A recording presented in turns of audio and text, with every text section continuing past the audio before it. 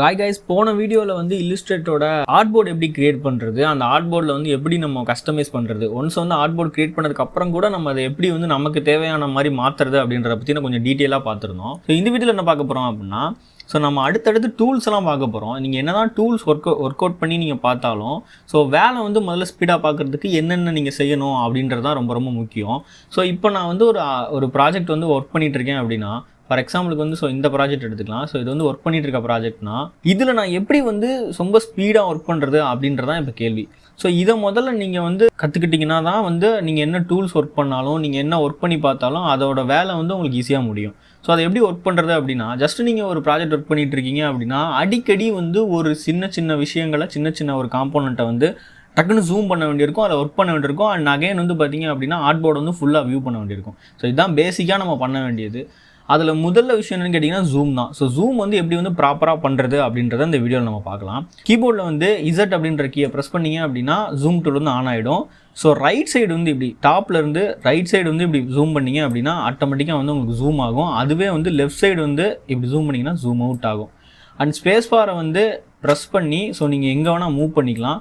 So மேலே கீழே so இந்த மாதிரி மூவ் பண்ணிக்கலாம். ஸோ ஜென்ரலாக எப்படி ஒர்க் பண்ணுவாங்க அப்படின்னா, ஸோ இப்போ நான் வந்து இந்த 2021 நான் ஒர்க் பண்ணோம். அண்ட் ஆல்சோ பார்த்தீங்கன்னா பின்னாடி இருக்கிற இந்த மாடலையும் நான் ஒர்க் பண்ணோம் அப்படின்னா, ஸோ ஜஸ்ட் வந்து நான் என்ன பண்ண போகிறேன் அப்படின்னா ஜூம் பண்ண போகிறேன். ஸோ ஸ்பேஸ் பாரை ப்ரெஸ் பண்ண போகிறேன். ஸோ நகட்ட போகிறேன். ஸோ ஜூம் அவுட் பண்ண போகிறேன்.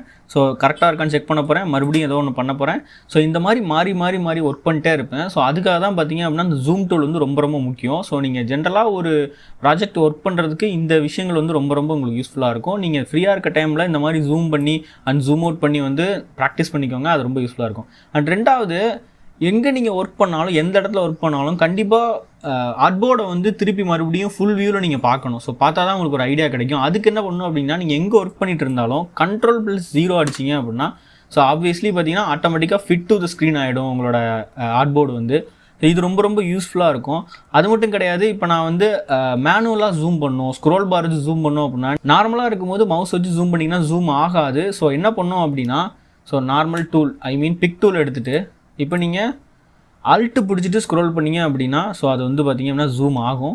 ஸோ ஜஸ்ட்டு பேன் அமுக்குறீங்க, ஸ்பேஸ் பார் அமுக்கிட்டு ஸோ திருப்பி அல்ட்டு பிடிக்கிறீங்க, அல்ட்டை பிடிச்சிட்டு ஜூம் பண்ணுறீங்க. ஸோ இந்த மாதிரி வந்து ஒர்க் பண்ணலாம்.